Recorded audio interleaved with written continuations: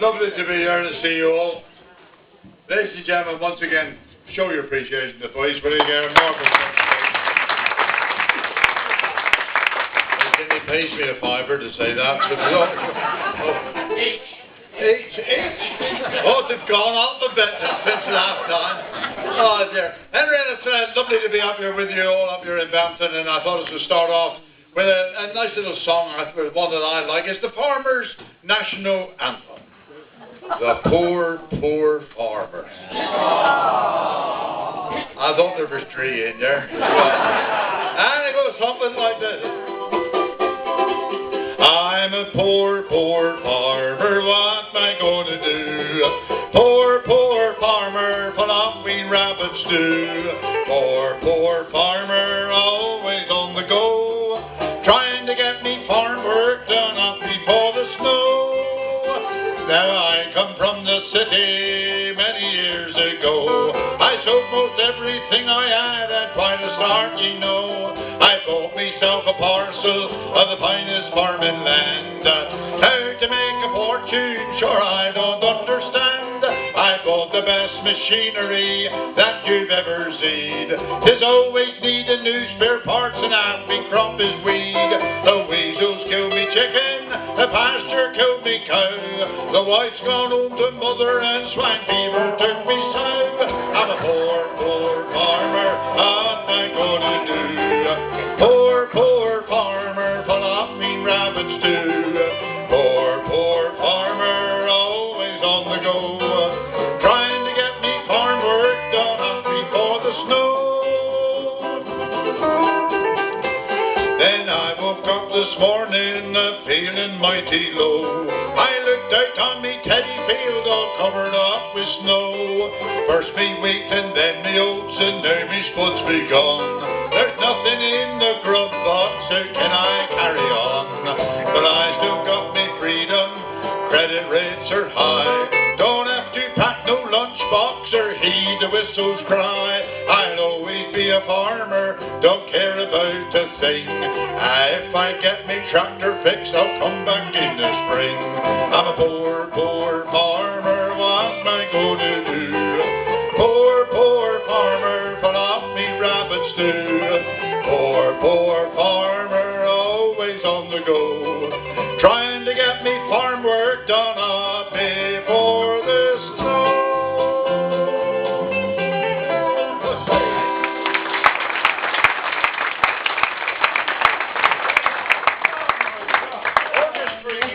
It is, isn't it? And my giddy godfather's a backing group. Never had such a thing before. The only trouble is they're going to want me to act as roadie directly and carry this bloody lot out. Then lovely to come up and see all this, really. You know, 5 minutes of your company, you've cheered me up, because I tell you what, home on the farm, things haven't been too good this year. Yeah, last year was bad enough, but this year been terrible. Yeah, the other morning I had a circular from the Minister of Agriculture. They calls it DEFRA now. That stands for the Department for Environmental Frustration for Rural Agriculture. Yeah, they reckon from the 1st of next month there's a new law coming out. All milk got to be sterilised and all men got to be pasteurised. Yeah, they reckon that's the end of the half-pint bottle of milk. Yeah, and hundreds of kids all running around with gold tops on. I had a bit of bad luck the other day. Me prize sheepdog died. Oh, I was in hell of a state. I said to Mrs. what were you going to do? I said, you must get yourself another one. But I said, where can I get a good sheepdog? I said, up in north of England. They said they breed some booties. I said, do? I said, yeah. So I come up here to Exeter and got on this train. 80 mile an hour I was doing. I was just tracing up through the countryside, and the guard fella, you know, he that comes in and makes all in your tickets so you can't use them tomorrow.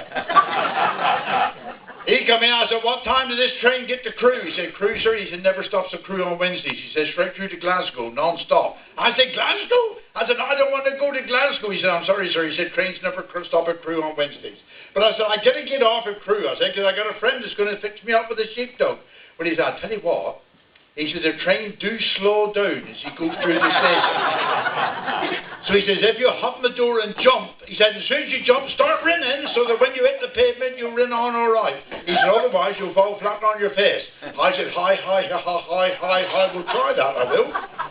As comes into the cruise station, the train slowed down, I opened the door, I jumped, I rin so fast I overtook a train. A chap in the next compartment in front opened the door and pulled me in. He said, you lucky, trains don't stop at crew, oh, wait.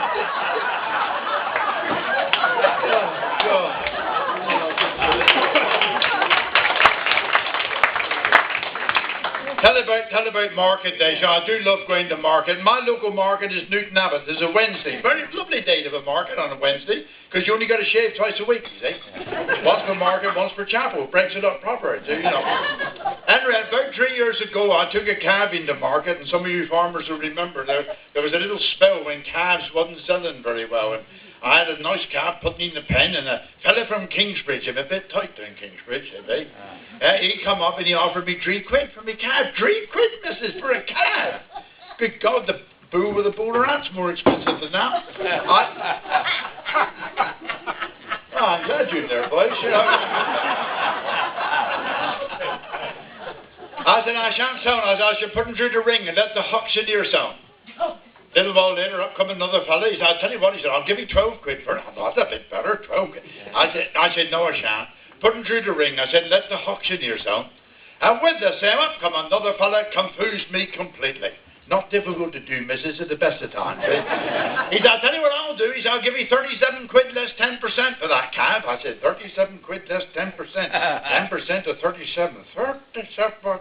I said, give us 10 minutes to work it out. I'll let you know. And I out the market, across the road, right in the pub. And there was Rosie stood up behind the counter. I said, hello, Rose. I said, hello, Toad. I said, what's your problem? I said, I can't do me mathematicals. Well, I said, can I help you? I said, it was like this. I said, if I said to you, I'd give you 37 quid less 10%, what would he take off? I said, everything but me earrings.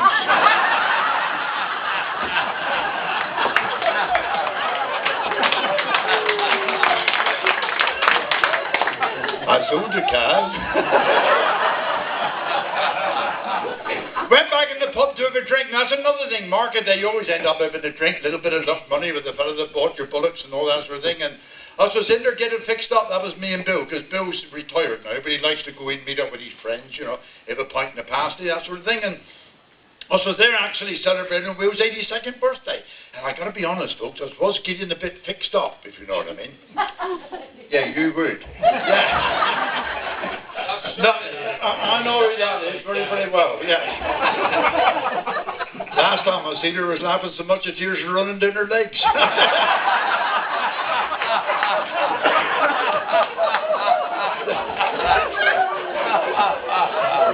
Where the hell was I? Do you know where I was? No, I was in this drinking, I was getting fixed up as well, and the landlord came up, he said, out you go, he said, you drunk? He said, I don't want you in my pub, he said, you drunk? I said, I've been drunk, I've been going home yet. He said, I said, you drunk, so out you go again. I said, I've been drunk, and I've been going home yet. Bill popped up, he said, he ain't drunk. I said, I've been drunk. Bill, you ain't drunk. I said, Bill said, I ain't drunk, say he ain't. He said, he's drunk too. I said, well, Bill drunk? I said, you ain't drunk, Bill. Well, to cut a long story short, he would have been also drunk, I would give him made about that sort. I said, I've been drunk. I said, I can see that cat coming in the door there with one eye. He said, that cat isn't coming in, he's going out.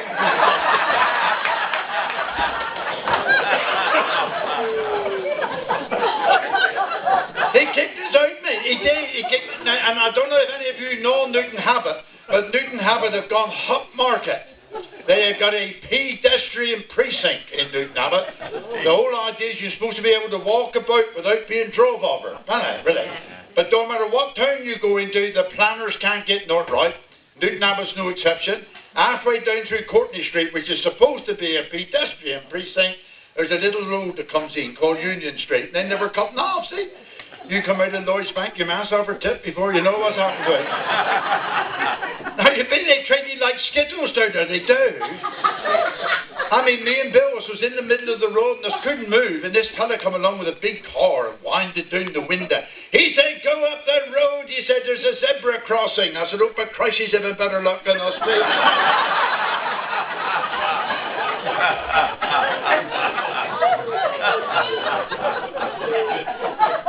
I think thinking Martha's a fundraising that Rotary doing, and then Martha's a fundraising, all the shelter boxes and all that. God, it's flipping fantastic. Anyway, I suddenly dawned on me about fundraising, because I don't know if any of you can remember the 16th of October, 1986, can you? No. That was the day Michael Fish got the weather forecast right. Oh, yes. When that little lady phoned up and said he was in for a storm and a tempest, he said, no, it'll be a bit drafty. Good God, it's got out of bed next morning, everything was gone. When a chimney pot, slates, trees, God, giddy, Godfather. And in they days, I was a village milkman down when he come. I was one of these your producer realitators who used to milk my own cows, bottle the milk, deliver it, come back, wash the bottles, 25 hours a day. But it was good fun. I used to enjoy it. And I got down to the village that morning, and our poor old vicar was walking Varden back to village green, you know, like vicars do, don't they? Then he got their hands behind their back, going, dearie, dearie day, dearie, dearie day. As a matter of vicar, he said, look at the church roof, and there's ground at all in the church roof. All the slates gone. He said, what are you going to do, Tony? He said, how can us raise the money to repair the church roof? I said, well, vicar, it's like this.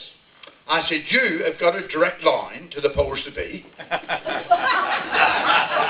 If he hadn't, sir, Lord help me and you. Anyway, I said, all you got to do tonight is get in on your knees, put in a quick one. I said, and ask for inspiration. Do you know, he said, I never thought of that. He said, I'll give it a whirl. When I got down village next morning, he was waiting for me. Here, Tom, come here. He said, that was a wonderful idea of yours. He said, before I went to bed last night, I said, down on my knees, put in a quick one. He said, now past 3, I had a dream. He said, and I dreamt I got to sell me car and buy myself a horse. You know, a GG, what you ride on, he said. He said, I only uses my car Sundays till there's 6 days he's parked up.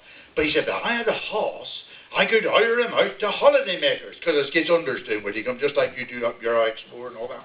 And he said, and the money I make from hiring out the horse, I could buy slates and repair the church roof. I said, pal, that is wonderful. And he done ever so well. And by the following Easter Monday, he'd have raised 3/4 of the money that was needed. And a friend of mine down Torquay come out and had a bit of dinner. And after dinner, he said, I think I'll go up on Dartmoor for a walk. I said, better than that. I said, go and see the vicar and borrow his horse. I said, you can go up on top of the hills, you can see the wildlife, the scenery, all the prehistoric monuments. I said, it's lovely up here, really. He said, I'll do that. So he went down, he said, I understand, vicar. He said, you've got a horse I can borrow. He said, yes, I have. They do speak like that, vicars, don't they? He said, the only thing about my horse where it's different from anybody else's. If you want to go forward, you say, my God, and if you want to stop, you say, amen. He said, he's got that quite clear. He said, I think so, vicar. He said, try him once around the field, get the feel of it. So he got up on the horse. He said, my God, off he went, stretch a gallop. Round and round the field he went, and when he was passing the gate for the 4th time, he said, amen! And the horse stopped dead beside the gate. Martha to see, folks, 'twas really. Oh boy, got through the gate, got up on the horse again. He said, my God, he went to Whittingham Hill, was never seen for dust. He passed through South Malton so quick, only 3 people counted. 1 hour and 2 minutes after leaving Whittingham, he was up the hill Tricum. Went straight for the top of the cliffs, 130-foot drop. He thought, how do I stop him? How do I stop him? And he suddenly remembered, he said, amen. And the horse skidded to a stop, 6 inches on the edge of the cliff. Oh boy, looked out over, he said, my God.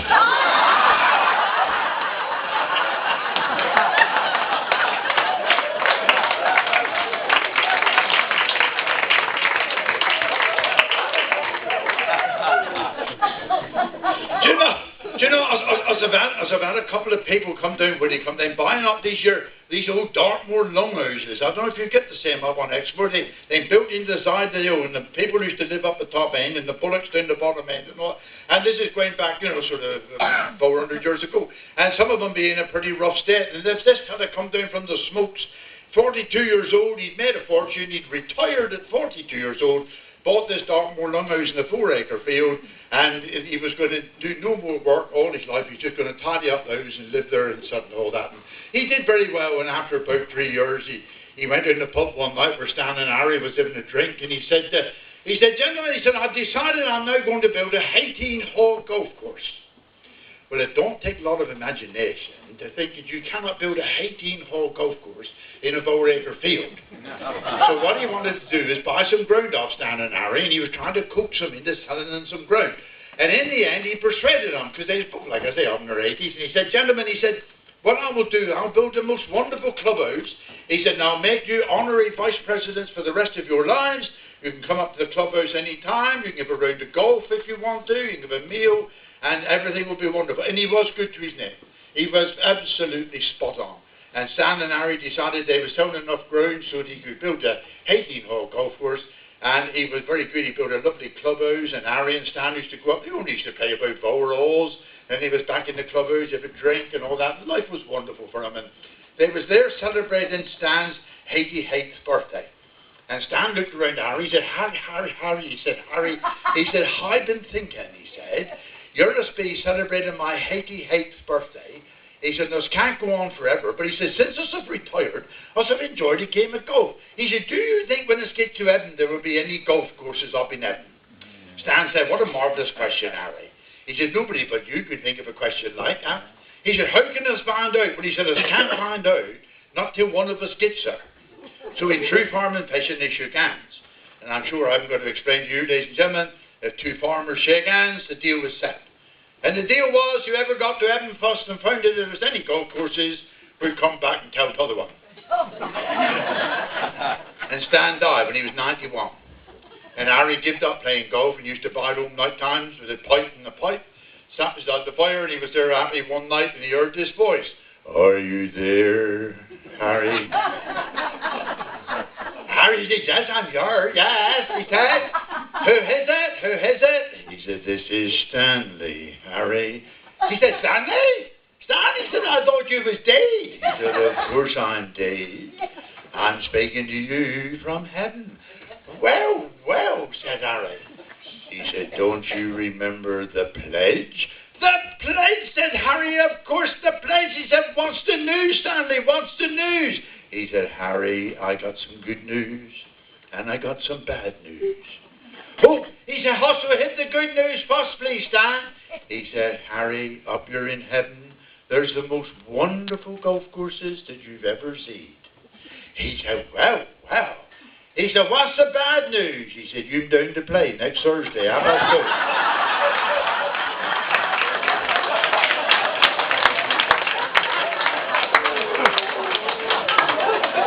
Now, mother and me be the old-fashioned sort, but us back quite so green as this looks. There's lots of things yet for the young'uns to learn, besides what they read out of books. Us was asked to a dance fair a fortnight ago, a slap-up affair, but us thought it darn slow. No polkas, no gallops, no lively gavots. The couples walked round and they called it foxtrots. But when mother and me joined in, my word, what a time I spent. Us didn't know much of the steps maybe, but that didn't matter to mother and me. Us made our own steps as it went. I bowed to mother, her bowed to me. The band began to play. Away us went with a 1, 2, 3 to show the youngsters the way. They was begging her pardon left and right when we began to spin. You'd never believe the difference it made when mother and me joined in. When mother and me joined in, my word, what a time I spent. Us didn't know much of the steps maybe, but that didn't matter to mother and me. Us made our own steps as it went. The room was full, there wasn't much space, but mother weighed 13 stone. I whirled her around to clear a place. We soon had the floor on our own. Scattered the fellas, they lost their mates, just went through thick and thin. You'd never believe the difference it made when mother and me joined in. Last winter they held in our parish hall a choral society. About 30 or 40 all singing at once, including mother and me. But instead of the songs that everyone knows, 'twas all these your oratorios. The folks was afraid for to sing them right out, 'cause they didn't know what it was all about. But when mother and me joined in, my word, what a time I spent. Us didn't know much of the tune maybe, but that didn't matter to mother and me. Us made our own tune as it went. The fella hid from wiggled his stick, the choir began to squall. But mother and me has drowned the lots singing Uncle Tom Cobley and Hull. Her sing treble and I sing bass. The tenors was lost in the din. You'd never believe the difference it made when Mother and me joined in. When Mother and me joined in. My word, what a time I spent. Us didn't know much of the tune maybe, but that didn't matter to Mother and me. Us made her own tune as us went. The choir they sing till they nearly bust and got in a terrible rage. But Mother and me us finished first, be pretty near half a page. The poor conductor, he lost his place, he didn't know where to begin. You'd never believe the difference it made when Mother and me joined in. Now Mother and me had a invite once to a whist drive started at 8. Has it never been to such a thing before, and it's got her a trifle late. The folks was all sitting with faces glum, as if they was waiting for kingdom come. It looked as if they was saying their prayers for somebody bad in the room upstairs. But when Mother and me joined in, my word, what a time I spent. Us didn't know much of the rules maybe, but that didn't matter to Mother and me. Us made our own rules as it went. 'Twas me to lead and I put down the haste of clubs with a slap. Mother was third, her played the haste of trumps and hollered snap. The MC swore, the folks did roar, I could see us was going to win. You'd never believe the difference it made when Mother and me joined in. When Mother and me joined in, my word, what a time I spent. Us didn't know much of the rules maybe, but that didn't matter to Mother and me. Us made our own rules as us went. I win first prize, behold the laws with 178. They refused to give it to me because I'd added in the date. Then Mother revoked her partner choke, but everyone said with a grin, they never believed the difference it made. Mother and me joined in. Last summer us went on a holiday trip and got up to find hijinks. Us went in a places to see what was on. 'Twas one of they skating rinks. I've never seen anything like it before. There was hundreds of folks gliding off of the floor, and nothing more graceful could ever be found than the way they was gliding around and around. Till Mother and me joined in. My word, what a time I spent. Us didn't know much of the steps maybe, but that didn't matter to Mother and me. Us made our own steps as it went. The fella had fitted me 2 odd skates, they both went a different track. One was determined to keep whenever, and the other preferred to go back. Hey, Mother said go, I hollered whoa, and somebody heard the machine. You'd never believe the difference it made when Mother and me joined in. When Mother and me joined in, my word, what a time I spent. Us didn't know much of the steps maybe, but that didn't matter to Mother and us made our own steps as us went. The folks said, where we coming to next? I answered, goodness knows. And Mother come sailing right into me horns, and away the pair of us goes. There was skaters in heaps all over the place, with pieces chewed out of their skin. You'd never believe the difference it made when Mother and me joined in.